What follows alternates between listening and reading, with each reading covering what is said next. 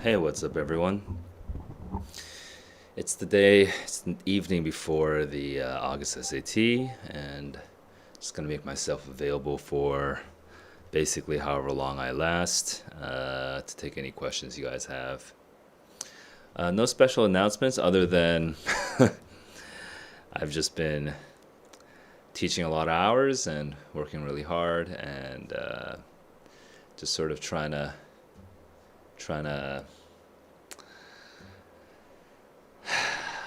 I'm making it. I'm making it. So let me know whatever is on your mind. Meanwhile, let me set up this YouTube chat, which isn't correctly showing up. Let me do that first.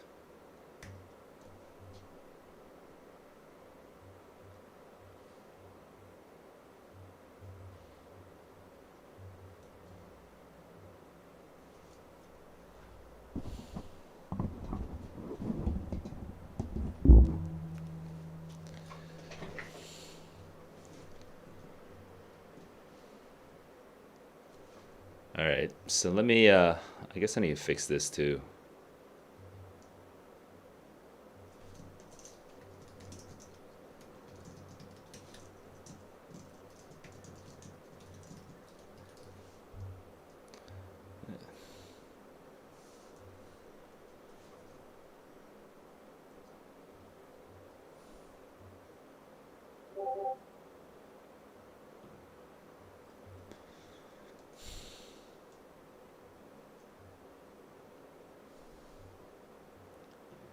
Okay. So I'm just going to go on Do Not Disturb.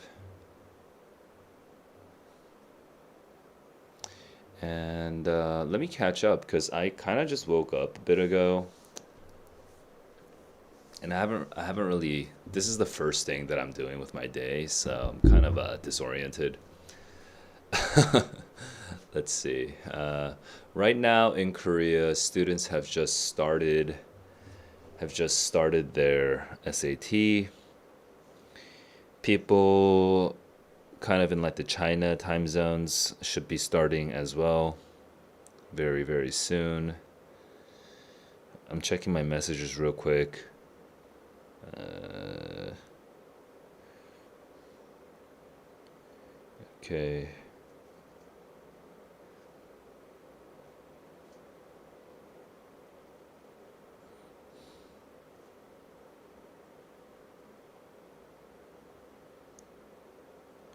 All right, these kids,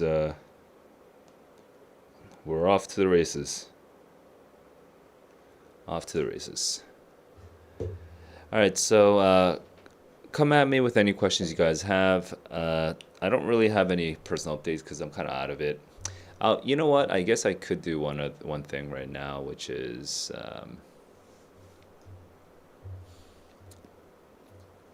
here. Might as well do this thing that I wrote yesterday. If you're not in the server, I welcome you to the server where you can chat with me on and off. I'm usually checking the server at least once or twice a day, just saying what I can. So the August SAT is here. You've put the work in. You know what a dangling modifier is. You know how semicolons work. You can even predict the answer on some word in context questions. You've put the work in. Your brain has changed a little. Your thoughts have steadied a little. Your test taking has leveled up a little, or a lot. Now you'll put the work in one more time. Uh, right now, kids in Asia will be putting it in, and in 12 hours, you kids in America will be putting it in. Then the moment will pass, and suddenly you're walking out of the test center. And what do you even get? You don't get a score because that'll come out 2 weeks later, but you get to say, I did what I said I'd do, and your job will be complete. So before you take the test, I invite you to share a promise to yourself. Make a commitment to yourself. What will you get done tomorrow? If you're actually in the Discord chat, if you're actually here in the Discord server, I invite you to just go and write your promises and commitments in this thread, which some people have been writing. I'm not gonna go into the details there, but we're gonna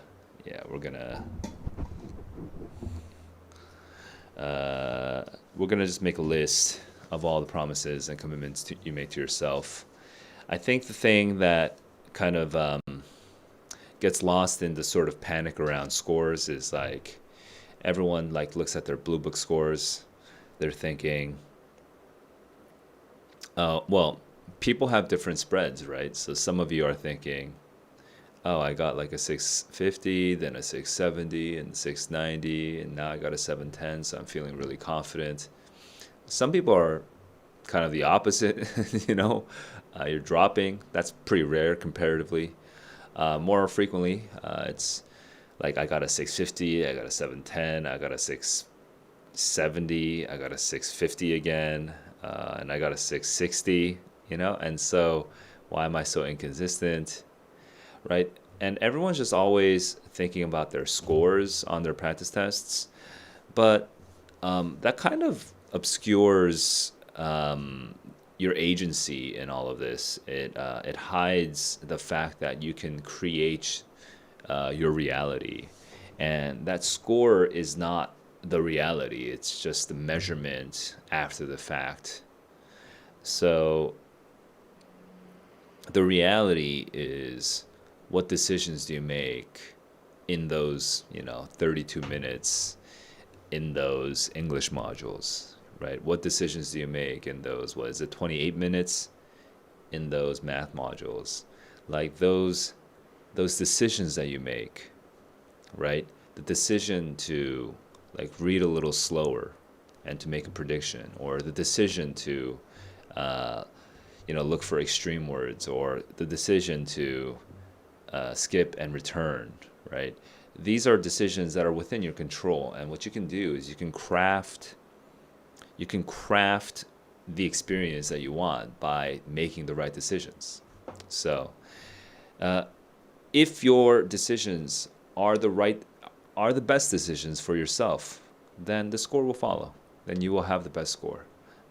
If you make poor decisions, then your score will reflect poorly, and that's up to you. I think the sort of chaos of your scores whiplashing up and down, that's just sort of what do you call it?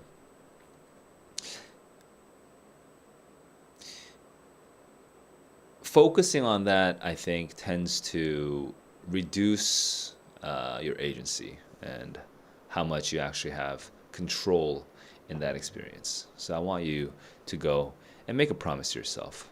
What are you going to get done tomorrow? What will you commit absolutely to completing tomorrow when you're there at the test center?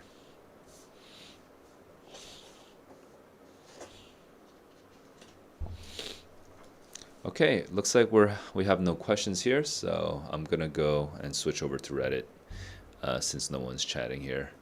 If there's no questions for too long, then I'll probably just start my day.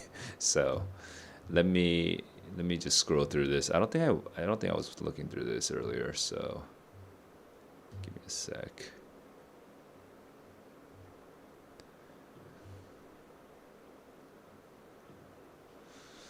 All right.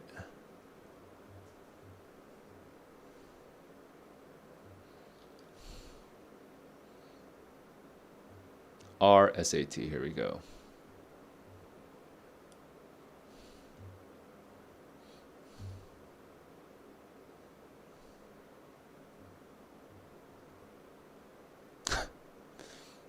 New Zealand, wow.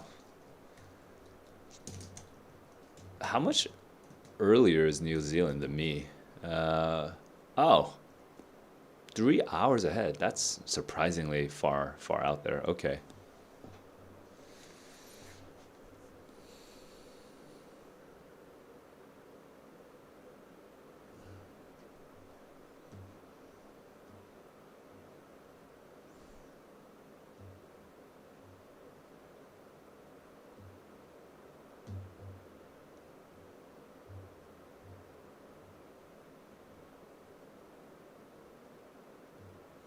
Magic, what's up? Oh man, if you're learning this at the last day, you're cursed. Okay. Uh, Actually, I kind of am wondering what these other YouTubers do. How do you punctuate, however? Wow, amazing. 17,000 views for just this one grammar rule? Holy hell. I guess I should do this shit. One grammar rule. All right. All right. Actually, maybe eh I guess that's interesting. I guess I could put the grammar course online for basically for free over here. Uh, Give me a sec. Because grammar is so low-hanging fruit. It's so easy. Like, and it's like the kind of thing that everyone wants to learn. So maybe I should just do what these people are doing. Let me see. I've never really bothered to check what people actually do with their channels, but oh, he does a single per. Okay, that's quite intense. Okay, that's quite intense. All right, well, Everyone likes to tell I'll me come that. back to you. I'll come back to you now. What's your question again? Magic is saying advice on building confidence throughout the test. Uh, so, I mean, I have an answer that for anyone who's taken my course will make sense right away. And I'm trying to this. Yeah, it's interesting. My audience is now starting to kind of the way that I'm talking. The audience that I'm talking to is now starting to split in an interesting way. But um, here's what I would say to you if you were in my course. I would say you build confidence by maximizing your H count. You don't build confidence by getting a bunch of like three medium high confidence answer choices do not give you are not equal to even one H, one high confidence answer choice. So prioritize just building your confidence one question at a time. And that means prioritizing the ones that are achievable within your range, not prioritizing the hardest questions, right? Those are not the ones that are going to give you H. Uh, and how do you get the H? You get the H by defending your like finding evidence for every part of your answer choices. Now there's variations on this. Not every question has evidence in the same way, but basically, if you can defend every part of your answer choices, sorry, if you can for each of your answer choices, if you can defend every part of it, then yeah, your confidence will just rise. Not because you're making it rise, not because you're manifesting it to rise, not because you're praying for it to rise, but it just rises because you see the connections. So it's kind of beyond you at that point. So how do you make that confidence rise? You go and find evidence for your answer choices, and you do that. You can't do that. And like people think it's some like weird top-down psychology thing. It's not. I mean, it's really just bottoms up. It's inductive. It's one question at a time. You win one battle at a time, and every duel you win, you build more confidence, right? Every shot that goes in, you build more confidence in the next shot. So if you keep struggling on questions, like it's easy to see when a student's confidence is dropping by just measuring the time that they spend on each question, and you'll notice that whenever a kid kind of ends up spending 3 minutes or more on a question, like maybe a question 6 or whatever in module 2, that by itself doesn't harm their confidence too much. But when they spend another 3 minutes on like question 9, which is only 3 questions away, that you can start seeing, you'll be able to tell they're probably going to drop in confidence very soon. And then you get hit again at 10. Now it's starting to, now we've begun the spiral, right? And what's happening is, it's not the time that's like, the time is kind of a later indicator. It's what are they actually doing, right? And they're just, if you actually zoom in on what they're doing in those moments, they're just sort of thinking the same thoughts like 6 different times in 6 different ways. There's nothing new that's happening. And so they're not finding new evidence. They're not making new connections. They're just sort of going in circles in their heads. And they've already spent so much time on this one question, or in this case, 3 questions. They've already spent so much time on these 3 questions. And they're on losing battles, and that's why the confidence drops. So conversely, if you see, so then you take that kid and you ask them at the end, how confident are you in your test? They'll be like, So they'll sometimes lie and say, it's a little higher, but really you can tell they're not that confident in their test. And then you have flip side, the other kids who, when they get to the same questions like 9 and 11 and whatever, or 6 and 9 and 11 or whatever I said, those same questions, they're at the same score level, they're at the same academic level, but on those same questions, they'll be like, this is not my range, this is beyond me. So after a minute and a half to 2 minutes of kind of doing the initial like legwork, they'll be like, okay, guess, skip and return. And then when they do that, what that does is it allows them to kind of put closure on that question and prioritize maximizing their H count. Like the questions where they can get an H, a high confidence, they'll go and stack those up. And so when they're stacking the H's, at the end, it's like they may still get the same, like those 2 students that I described may both get question 6 and 9 and 11 wrong, but the former student, because of the lack of confidence, will also have made a bunch of other mistakes, whereas the latter student, because they were prioritizing their H count, they would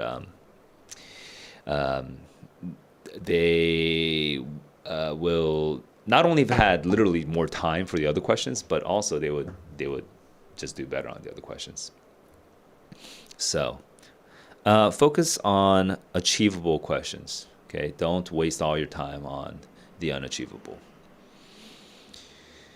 Strategy for words in context. I mean, what can I say that hasn't already been said for words in context? The thing is, at this point, you can't really improve your vocabulary much more. So don't worry about the vocabulary.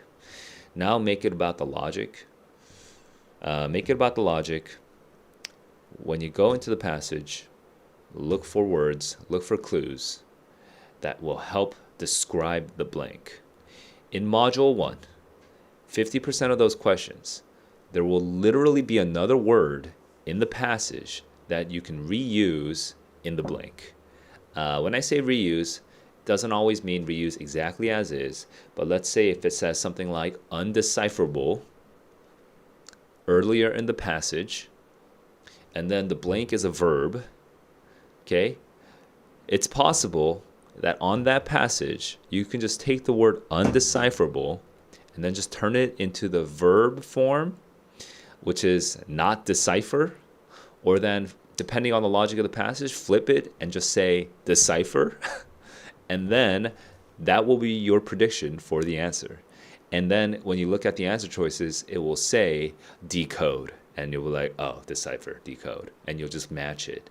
Like, it is so, people just do not look for the clues, and they do not make predictions. They go straight into plugging A in and B in and C in and D in and just trying to figure out what sounds right. My God. I mean, imagine solving the entire math test just by plugging A, B, and C and D in. Insane. Like, why don't you just do the freaking math, you know? It's not that hard, especially in module 1. Just figure out the logic of the passage. And if, unlike the 50% of module 1 questions where they literally give you a word that you can reuse, just reuse the words, okay? Stick it in as your prediction, and then go make your prediction, and then match, and then eliminate anything that doesn't match your prediction, because you know that the answer has to say something like decipher. So then, yeah, eliminate conjecture, eliminate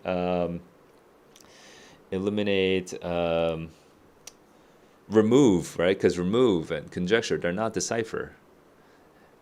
And you probably know what decode is, so just choose the code, right? But even if it didn't say decode, even if it said,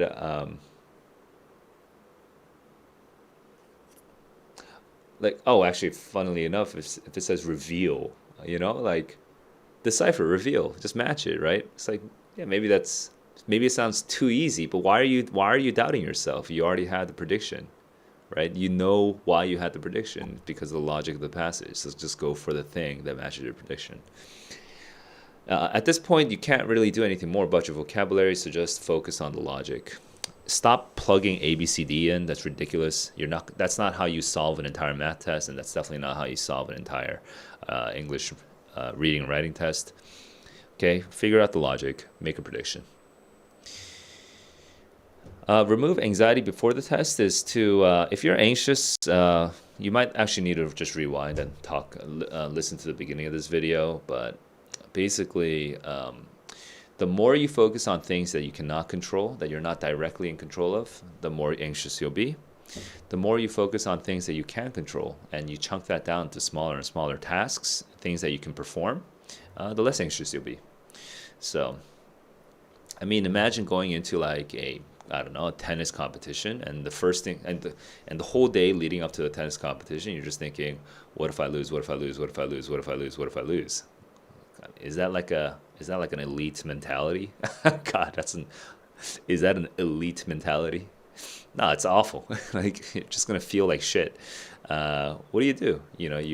Maybe you do warm-ups, you do drills, but you're like reminding your body how to move, right? Things that you can control. Or maybe you're just taking your mind off of it and resting, because you've already put the work in. You've already done the work. You've already done the drills. You've already done the training. You've already studied up on your opponent, and you take your mind off it and you go chill. You go touch some grass. You go get some air, get some sunlight, right? Do whatever that doesn't harm your confidence. Do whatever that doesn't harm your confidence. If you notice that your confidence is dropping, stay away from it, okay? But the big picture is focus on things that you can control.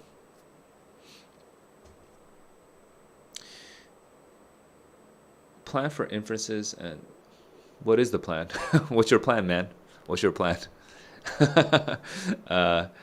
I mean, I could tell you a quick outline of my entire course, but central ideas and details is a little more straightforward, but inferences requires multiple skills, like many skills. So it's like, if anyone tells you there's a single silver bullet for inferences, they're lying to you. They're trying to sell you something. There's many skills for inferences. You have to be able to rhetorically analyze the passage so that you know where like the kind of focus of the passage is, right? Like, this hypothesis, I think, is the thing that we're supposed to be undermining. So you need to be able to identify that. You need to be able to do what I call character threading, which is you need to be able to do character threading, which is like identifying which words or phrases actually are references to previous words or phrases, and which words or phrases are now referring to a new character that's just come out, and you need to be able to separate them. And then you need to be able to link attributes to these characters. You need to be able to like correctly kind of draw a table basically in your head of all the facts about these different characters. and then you need to be able to start doing the logical transformations afterwards, right? You need to be able to do like the like, find the contrapositives, or you need to be able to like do like the empirical, like the what do you call it? But you need to be able to apply like I forgot the term, but anyway, you need to be able to apply like science methodology terminologies onto it. Like every there's so many ways of doing an inference question. It's just you need every skill. You need every skill. Should you do warm-up problems? I don't think it depends on you, really. Some people will benefit, some people won't. Some people, for example, who will not benefit from that? People with extreme fatigue issues. You might find that it's just better to just get there and clear your mind. Flip side, who would benefit from warm-up? Like some people who find that like they're like maybe kind of more ADHD people, right? Who like find that it's hard to like sometimes when you're locked in, you're like performing amazingly, and then when you're not, you're performing like shit, and you can feel the difference, right? So that warm up might help you to calibrate like kind of how your approach should feel, and just gives you a little bit of a reminder before you go in. But yeah, I mean, personally, I've never done warm ups before my tests. Like I never found. I would just go in, and then I would just do it, right? So I don't know if there's not a specific answer for. There's not one answer that works for everyone, so you got to figure this out. Let's see.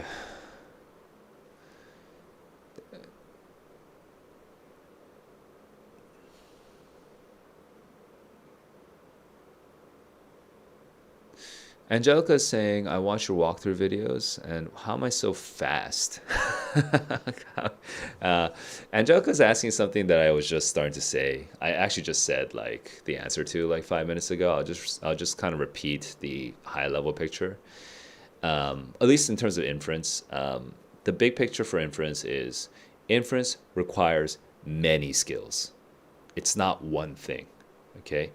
And so inference in particular, is like when I'm tutoring somebody, for example,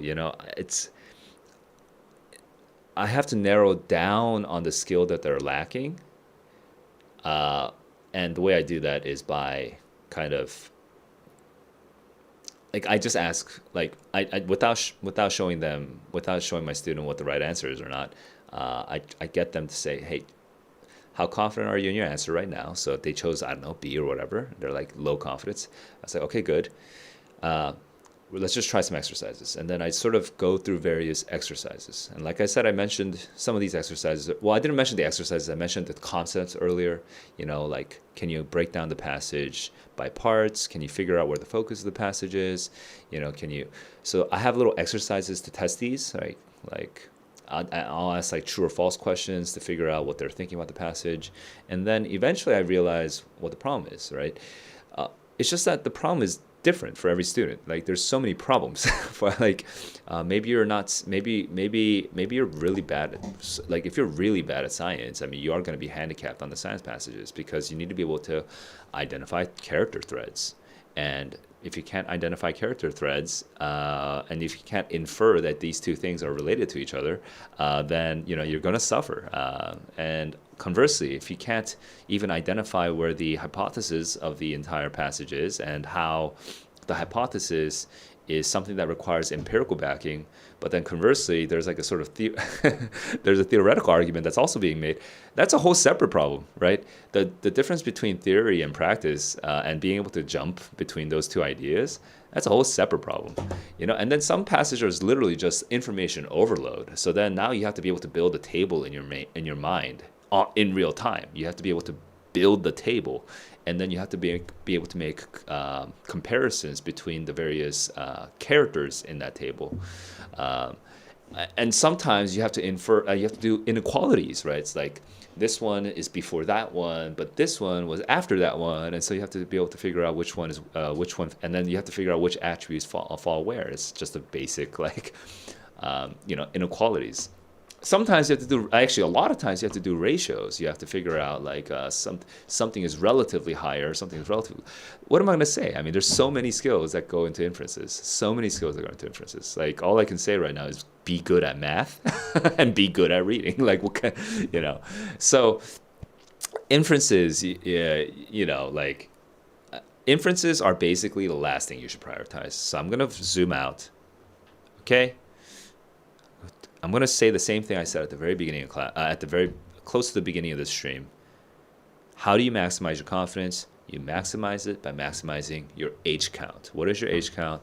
You maximize the number of questions that you can answer with high confidence. You can't maximize your confidence. Like it does very little for your confidence if you look at a question for 1 minute and then you're at like, let's say, low confidence. Then you look at it for 1 more minute, so 2 minutes total, and now you're like medium confidence, and you look at it for 3 minutes and you're at medium high confidence, and you look at it for 3 minutes and 15 seconds and you're medium high confidence, and you look at it for 3 minutes and 30 seconds and you're medium high confidence. That shit, you literally could have spent 2 minutes getting to medium or 3.5 minutes getting to medium high, and it still won't boost your confidence. Right? No, move on. That inference question was not worth your time. Move on. Do other questions.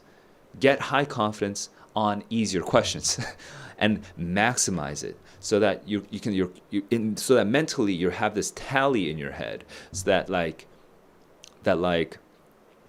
you can keep that keeps like what do you call it? You have like a little ticker, and it keeps flipping every couple minutes, right? It's like 18 high confidence, 19 high confidence, 20 high confidence, 22 high confidence, 23 high confidence, right? You want that ticker to keep ticking.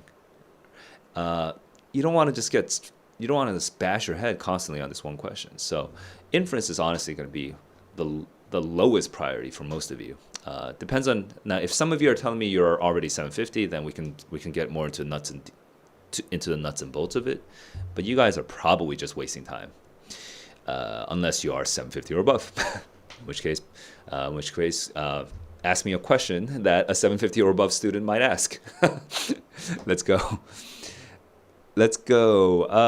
Now, Angelica had another half of her question, which was, how am I so fast and accurate? And she's following up, so let me just see what you're saying. Time and accuracy.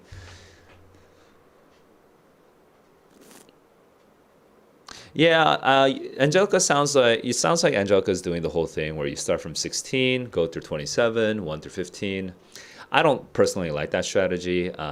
In my course, like in my classes, I don't teach students to do that. I also don't want you to change your strategy on the night before the test. So I think you should just stick with it and try to make micro changes that might help, because those macro changes will make a big difference in how the game feels. And when the game feels different, you will be much more liable to panicking, right? So keep the game feeling the same, but make some tweaks. So if you're gonna do the 16 to 27, 1 through 15 thing, I would just say,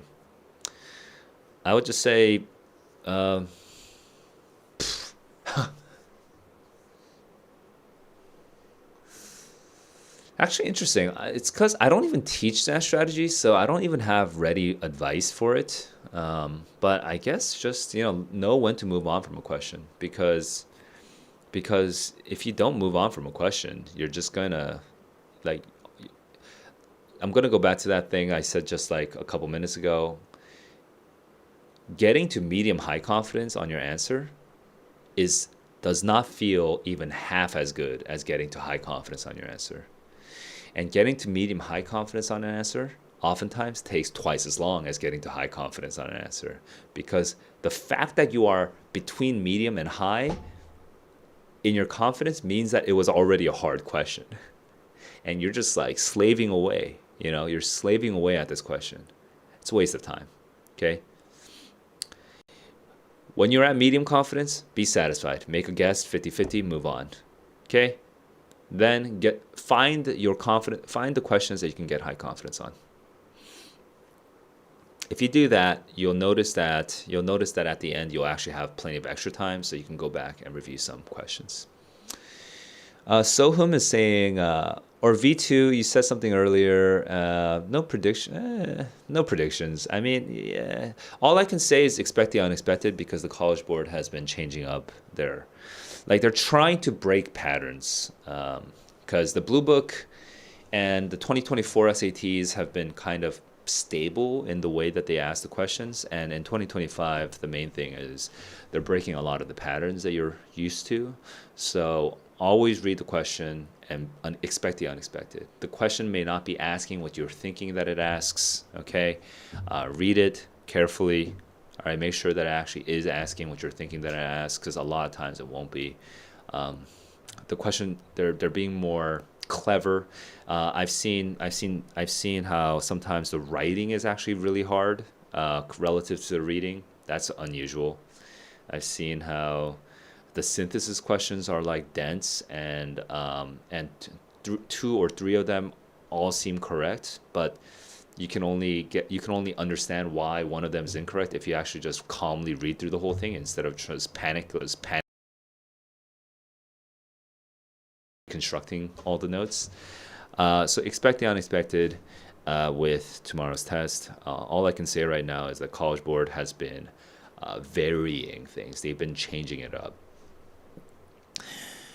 Is saying, should I try to hide the answer choice and that's the strategy that I teach. Sohum, I mean, hiding the answers are a bit of a, it's more of an exercise. It's like, I have a guitar in the back, right? Like you can force yourself to learn the guitar better, to learn to express sounds on your guitar better by like tying two of the strings, so you can't use two of those strings, and then you kind of like are forced to use the other four strings to try to make a song work. That makes you creative. I think covering the answer choices as an exercise is really a really valuable drill, because it kind of teaches you, like, first of all, because it forces your habits to change, right? It makes you more aware of your habits. Okay, so it makes you more sensitive to differences and how you're thinking, and then it also forces you to look at the passage more, and that like will hopefully it should prove to you that you actually do know how to read. That you're just, but all this panicking with plugging in the answer choices, right? That's actually not, that's underselling you, that you've actually been able to read this whole time, and you've just not been utilizing that ability of yours. Angelica, you hey, good luck tomorrow with maybe that. I guess 700 feels like a maybe reasonable goal. Ronit, hello. Do I need to memorize prism and cone and sphere for math? I don't think so, right? I think the formulas are all there. Am I wrong? I'm not sure, actually. I haven't even taken a math test, so I don't know. Are the Blue Book practice tests even accurate? I mean, they are accurate. They're accurate I don't know. It's hard for me to say, because now I've also been so busy in the last month that sometimes I can't trust my judgment, because I can't, for kind of like for things that requires a bit of a precise judgment, like this question requires some judgment. Like, the thing is, they are accurate. First of all, they are accurate for at least 80% or more of the questions. Okay, actually, I would push that higher.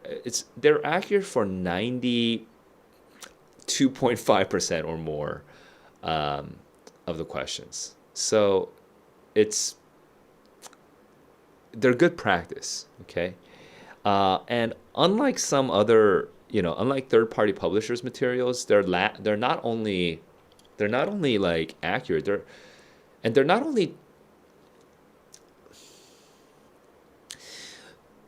only accurate, they're challenging in the right way. A lot of times, like it's hard for me to explain this in a sort of clear way right now because I don't know how to show this to you in a way that makes sense to you. But as a teacher, I can like the way that third party prep materials, the way that they do it is they'll make a question harder by using a lot of words, a lot of vocabulary, and like long sentences, but in a way that feels like you would never. It feels like an overeducated high schooler trying too hard to sound smart. It doesn't sound like rigorous, right? It sounds like fluff. And plus, a lot of times with third party publishers, when they say that an answer choice is correct, sometimes they're not. And sometimes it's not logically clean. Uh, Sometimes you can only choose that answer because of the other answer choices being ridiculous, right?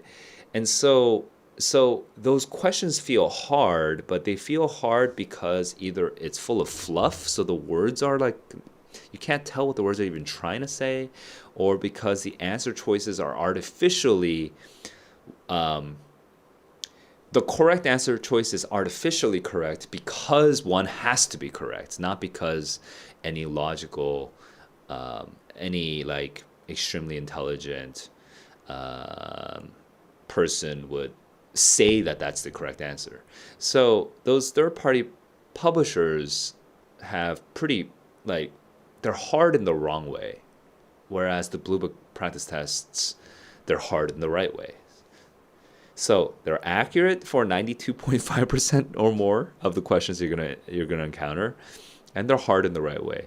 It's just that I don't know if the College Board is doing this on purpose, like, but or if they're just poorly planned, or like I don't know what it is, but they are changing. They're introducing some changes to kind of the question format so that maybe the difficulty curve will feel a little different.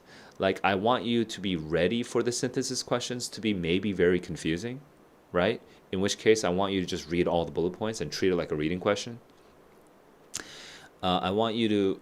I don't want you to assume that the writing questions will be as easy as it has been. The grammar questions will be as easy as has been because maybe they'll change it up. Um, Misplaced modifiers are back on the menu now. Misplaced modifiers has not been tested in a couple years since the paper SAT, but now they're back on the menu. So, the College Board is taking some liberties with like changing up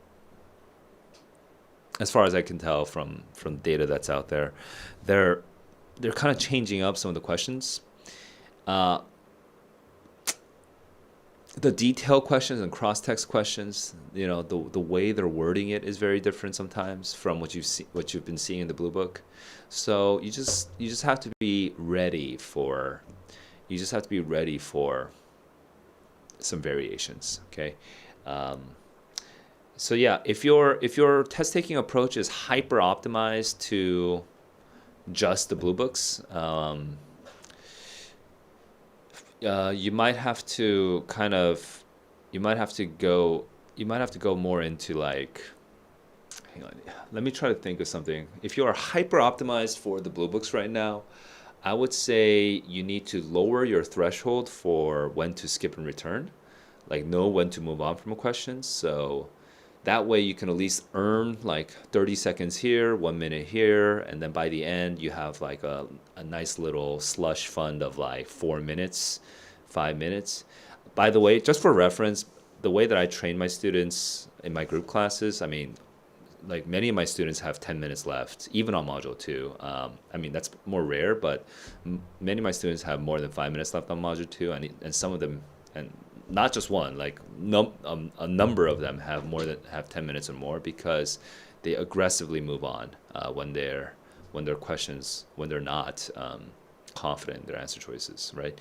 That way they can go back and review. Now, I actually don't. That's actually not. I'm not personally that aggressive when I solve it.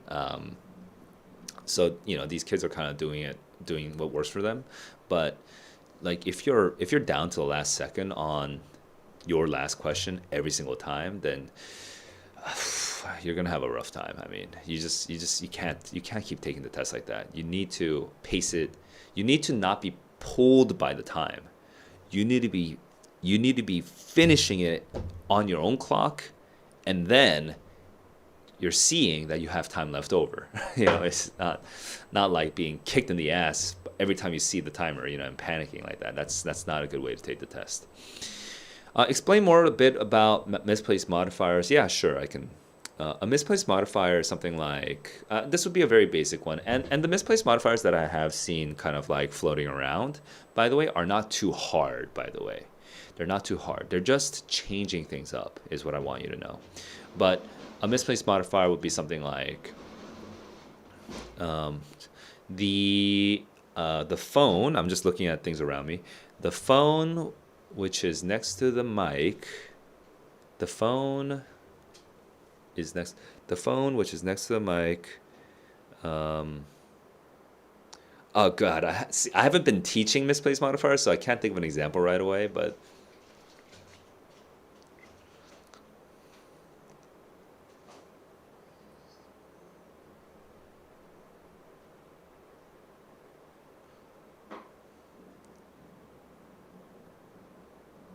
okay, this would be a very dumb one. But Saul is looking at his phone on the desk, which is next to the mic. Saul is looking at his phone on the desk, which is next to his mic. Now there, it sounds like the desk is next to the mic, but in any realistic office, why would a desk be next to a mic? That doesn't make any sense, right? Saul is looking at his phone, which is next to his mic, on the desk, right? That would be how you would actually fix that misplaced modifier. It's placed next to the wrong thing and makes it confusing what it's talking about. That is that concept, okay? So Sohum is saying Sohum, I mean, I would say the short version, because if it's a bad strategy for you, it's just a bad strategy for you, and there's nothing I can say today that in fact, you shouldn't radically change your strategy from today and tomorrow. I mean, it's more like if you switch to a new strategy that you have never practiced, you will almost certainly do worse than the one strategy that you have been practicing. Okay? There are rare exceptions for people who will switch their strategy on the day of. Extremely rare. Like, I would say 1 out of 10,000, right? Where they can switch their strategy on the day of. Many conditions, I can tell you what kind of person it would have to be, but for the vast majority of people, when you have already practiced your strategy and you suddenly switch it up the day of the test, you're going to do worse because you haven't practiced it, okay? Now, that said, I will still tell you why going back to an answer is good. I'm talking right now to somebody who is kind of like a 700 reader, so they can at least mostly understand. They definitely understand most of the passages, and on the hardest 10 passages, they can kind of make out what the hell it's trying to talk about. Okay, even if it's a little confusing. All right. So if that's you, I mean,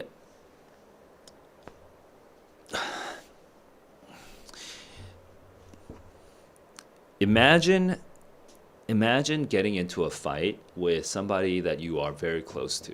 Okay, this could be like your parents, your siblings, your lovers. Okay, and imagine that fight has already gone on for about an hour now. Okay, and you can tell that everyone's tension. Yeah, everyone's sort of like stress levels and anger levels and maybe even exhaustion levels are still as high as it has been, okay? At that moment, our brains, our sort of lizard brains, still want to simplify the situation. So we want to focus on the thing that I know. I want to focus on the point that I know, and I want to prove the point that I want to make, right? Well, the thing is, our lizard, we're trying to focus on this one thing and just trying to establish this one thing. We just want them to agree on this one thing. And this is why, and so the temptation is to do what? To keep arguing. So then you argue for 30 more minutes because you thought it was only going to take 5 more minutes to make this one point. But then that 5 minutes becomes 30 minutes and 30 minutes becomes an hour, right?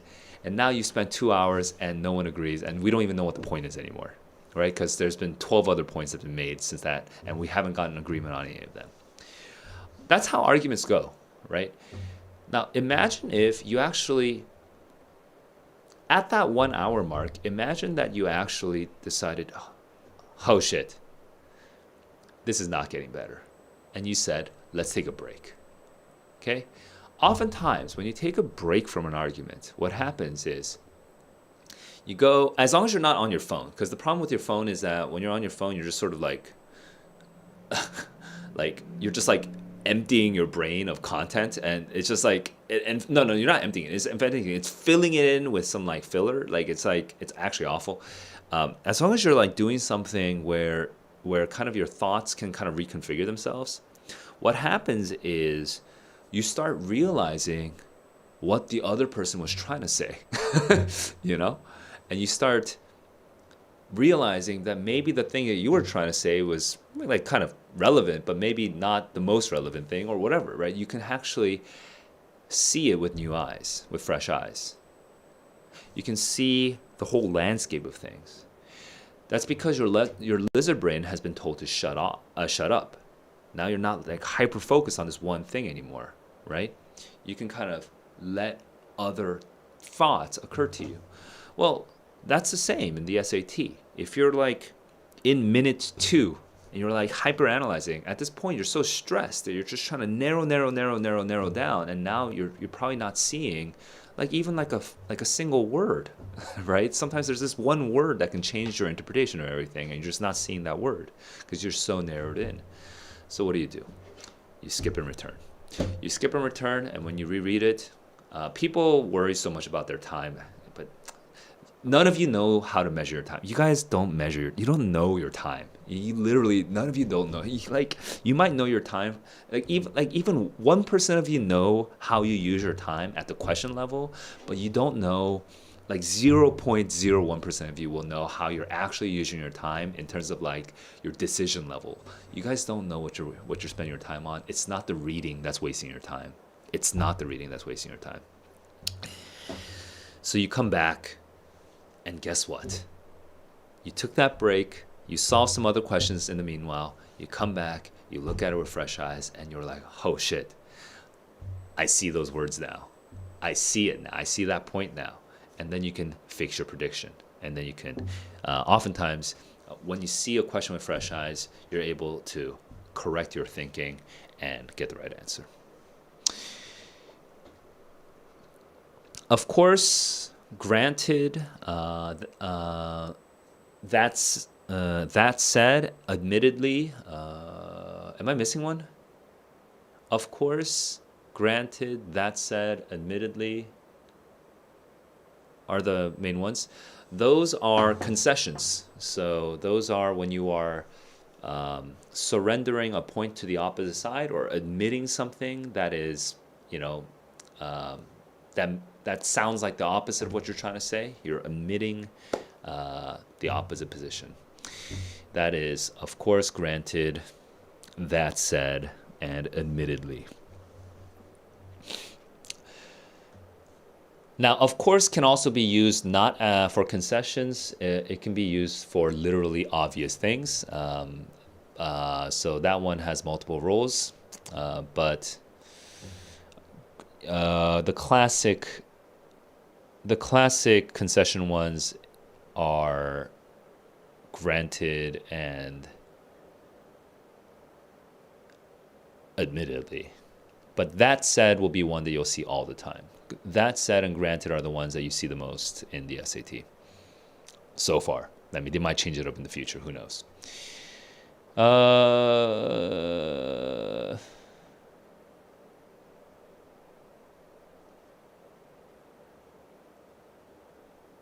I mean, I think I kind of just said it, wow, which is You probably were hyperfixating, and so I'm telling you guys to skip and return, because when you skip and return, you can give yourself that experience of, you just told me that you have this experience of like, it looks so easy after the test. Okay, you can give yourself that experience by just skipping and returning, because you were probably just hyper focusing, like you were fixating on like a particular set of words, and you were missing the bigger picture. Now that said, Wow might be saying something else, which could be, it all looks so easy after knowing the answer. Now that's a whole separate thing, because that is just true of everyone. We all have hindsight bias, and we all think it's obvious once we see the path to the answer. Okay? Once we see the path to the answer, it is always obvious. And that is just a human psychology thing. And we always want to take credit for it. And you have to learn that that bias is working against you for cognitive challenges like the SAT. Do you know why everyone thinks? Do you know why everyone tutors when they have a high score? It's because it's very easy to explain an answer once you know the answer. Okay? You can take any ESL student.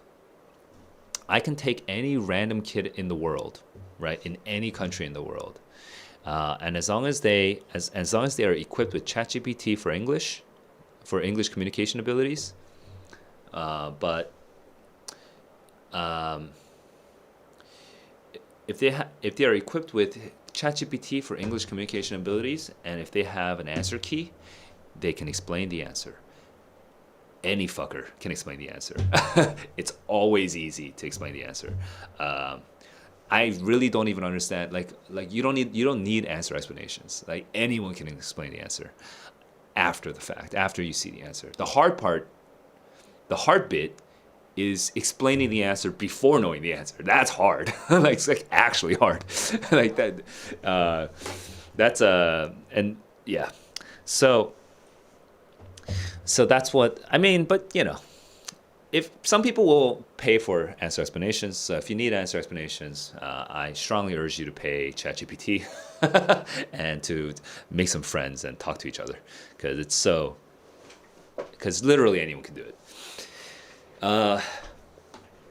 But yeah, but I want to focus more on the practical problem, which is, why does a question seem so obvious?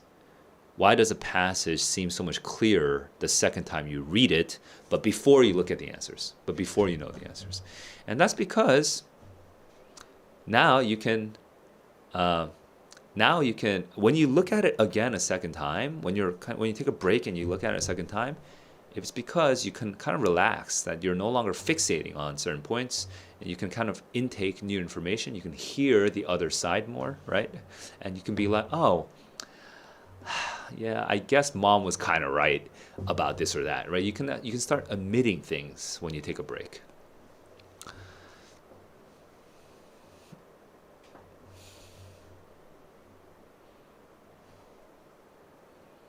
Since August is your first attempt, you can try to practice by coming back to questions that you're struggling on. Yeah, that sounds good. And I think that's a fairly minor tweak. I think if you try to do it on the August test, and if you are thinking of it as more or less a practice, then that's okay. But it will require a little bit of trial and error for you to like learn what is the right timing for moving on from a question. So don't expect it to just suddenly be magic. It might. Some of my students, what's the thing that I say? I say it's very specific to my class, because you have to know my language, but I say defend each answer choice once and once only, and get what's yours. Okay, these are things that I say during class. But once they like learn these concepts, when they apply, a lot of times their time management is off the charts. Their time management, actually, in my classes, usually in my group classes, 90% of my students fix their time management in the first week, and then they can start worrying about their sort of like the intellectual problems, right? Like the science questions and the literature questions, right? And like how to read better for dense passages. But usually time management is actually quite easy to fix. You just need to have the right approach, and then once you fix it, then you can start worrying about the reading stuff. Oh man, it's been a while. So Wei Ming is asking, what do you do during the 10-minute break? And I want to invite you guys to actually answer Wei Ming's question, because I feel like people will have different answers, and this is like the kind of question where a variety of answers is more helpful. I will ramble about it a little bit, but I think other people's answers, together with my answer, would probably be more valuable than just my answer. So, what do you guys do? What do you guys do during the 10 minutes break, the 10-minute break between the two tests? So, the main thing I want to encourage is get out of the room, move away, right? And also avoid people that have negative energy, okay? Because there's always, it might not be in your room, and you might, especially, but if you're like at your school, right, for the test center, there might be somebody with negative energy. Just avoid that person. Like, go to the restrooms, run away from them. I don't know. Okay, stay away from people with negative energy, because you don't want to kind of fill your brain with that stuff. And yeah, a snack, getting some water. I think that's all helpful, because basically you want your body to feel, what do you call it? Like moving your, like you've been sitting there for like an hour, actually more than an hour if you include all the instructions and stuff. You've been sitting there for like an hour and 40 minutes or something like that. You just move your body. That's the most important thing. Are you allowed to read notes? I don't, oh, dude, I don't remember. I don't think you're allowed to have. The thing is, I've always taken it in America. So the thing is that America's proctoring, the school's proctoring is so relaxed. like, like I think there's a lot of things you're not technically allowed to do, but like, there's a lot of things you're not allowed to do, but like, no one even enforces it, depending on which school you're at. So it's kind of like, I don't remember what the technical rules are anymore, but I think you're not allowed to read notes. Somebody else confirm. Uh, I'm looking at No's long question. What's No's long question? Struggle the most with inference, reading, narrow, two answers. Bro, I've talked about inference questions maybe 3 times now, so I'm just gonna ask you to kind of rewind in this video. I'm just gonna say there's a lot of skills, and there's no one magic bullet. It sounds like you're doing the right thing. If you narrow down to 2 answers, make a guess, move on. Prioritize questions that are more achievable for you. How early should you wake up? Uh, how early should you wake up? I think that just depends on you, really, because you want your body to not be so shocked. But then again, it is test day. That nervousness will help you. So just wake up. Everyone, V2, are you the kind of person who's always late to things? If you're the kind of person that's always late to things, like you always say, I'll be there in 10 minutes, but you're there in 15 or 20 minutes, right? If that's you, then I recommend that you wake up shockingly early. Okay, just wake up, get breakfast, walk around, walk the dog, maybe do some homework, and then go to the test center, because just have your just because yeah, it's just um,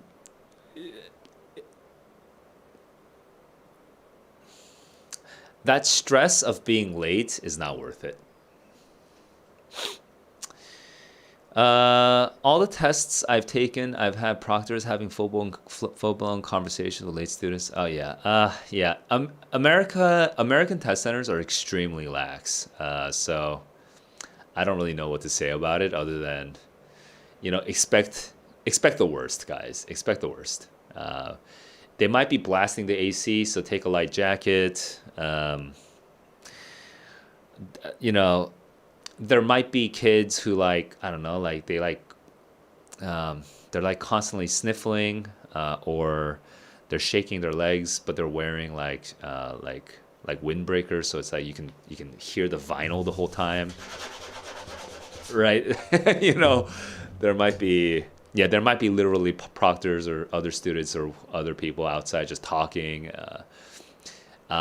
You have to lock in, get in the zone, and like focus on things you can control and ignore everything that you cannot control.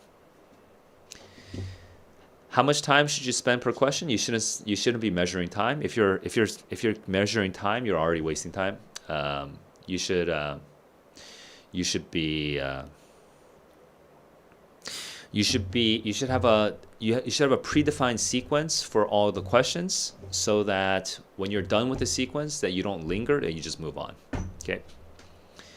Some questions should take 2 minutes. Some questions should take 15 seconds. There's no algebra that you can do in the middle of the test that's going to tell you what to do. If somebody tells you should be spending 1 minute per question, I guarantee, watch them take the test. That's not how they solve it.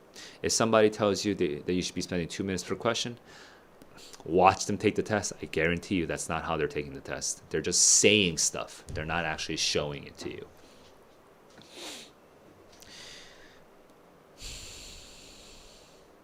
Is Zarina being sarcastic? Is this the best time to give advice? I actually think this is not the best time to give advice, but it's just the time where all the panicky students come for advice. This is definitely not the best time to give advice. It's probably the worst time to give advice. but anyway, no one this is just like, this is human nature, right? We're all like this. Like, this is me too, by the way. I like never plan things, but really, you should have gotten all this advice 1 week ago or 1 month ago, not today. It's too late to change things, right? But I'll try to be helpful. That said, I have been streaming for an hour and a little more than an hour, and I'm feeling pretty low energy. Not seeing a lot of questions either. So let me actually wrap up now. If you have questions, you should start slamming your keyboard, because you need to send out questions quick. I'm going to wrap up. Let's see.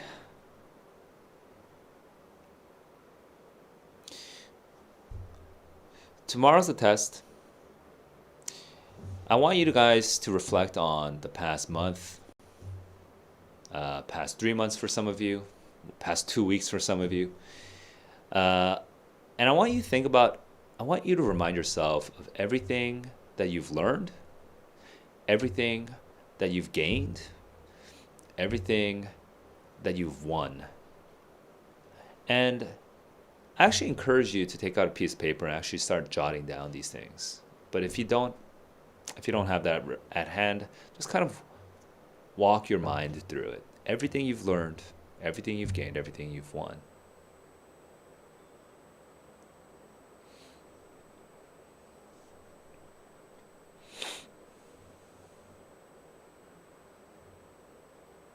Some of you have learned some grammar rules, subject-verb agreement. Some of you have gained some speed on subject-verb agreement. Some of you have completely locked down subject-verb agreement.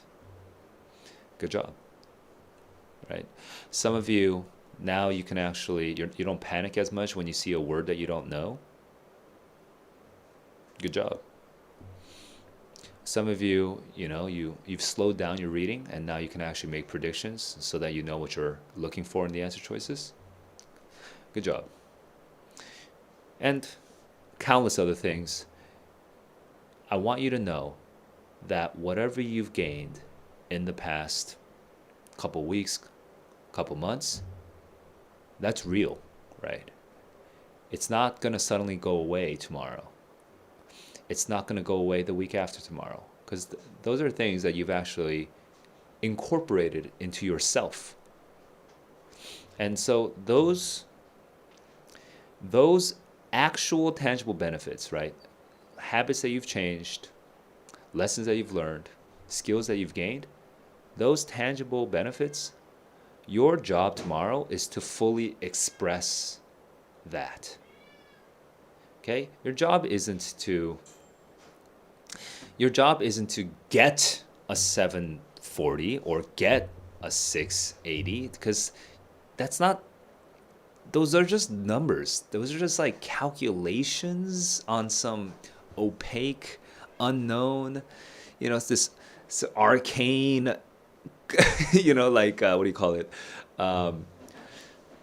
Statistical algorithm that you don't actually have any control over, right? But you have control over everything that you've learned. And you can actually fully express that on the test tomorrow. You can also partially express that on the test tomorrow, or you could very much fail to express that at all on the test tomorrow.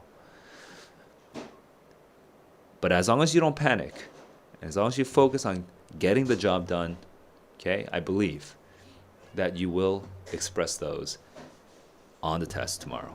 So if you want to actually say it out loud as a sentence, okay, I encourage you to do that. Where am I here right now? Okay, I have a thread for that. Where is it? So you can join the Discord server and find the August SAT Promise and Commitments thread. And if you go and write your promise and commitments there to yourself, okay? What is one promise you're making to yourself tomorrow? What is one thing you commit to executing tomorrow, no matter what? Okay, then we can follow up on you the following day and kind of make sure that you actually did the thing you said you'd do. Okay, but if you don't have a Discord account or whatever, you can write that here. All right, guys. I will head out now. So, final piece of advice. I mean, I kind of said it. I've said it. Focus on the things that you can control, and the score will follow. All right, guys. Get some good sleep, and good luck on the test tomorrow. Peace out. Keep on learning. Keep on growing.